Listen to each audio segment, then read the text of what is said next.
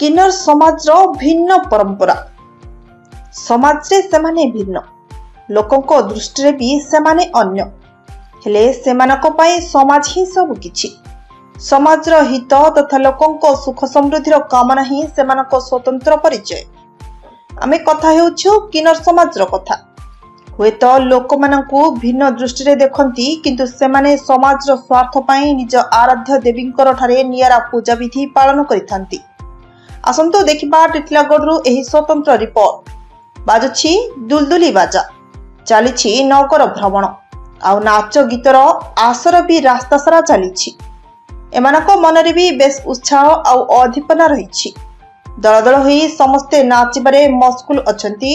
टिटलागढ़ सहर रे एमिति दृश्य थिला स्वतंत्र पुणी जनक शरीर रे मां मंगला सवार होई कलसी मुंडरे नेई से सहर परिक्रमा करुछंती।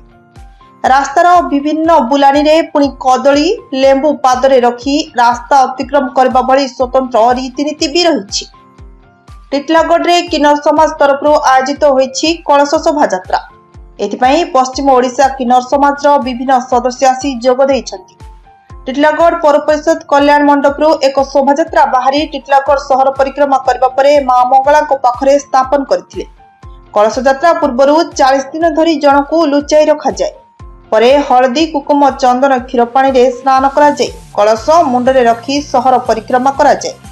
विश्वास रहिछि एमिति पूजा पाठ कले प्रथमे एही किन्नर जन्मरू मुक्ति मिली थाए ता सहित समाजर हित तथा लोकंक स्वास्थ्यर कामना करा जाय।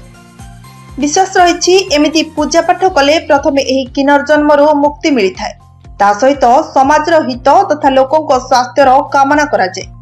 एमानको वेशभूषा ही एमानको स्वतंत्र परिचय देइथाय हेले एमाने अन्य मानक ठारू बेस स्वतंत्र सबुबेले समाज पई चिंताधारा रखुतिबा लोक को हित मनासुथिबा एही किन्नर समाज रे वास्तव रे प्रशंसार पात्र। बलांगीर जिला टिटलागढ़ संतोष कुमार पटनायक रिपोर्ट श्रीक्षेत्र लाइव।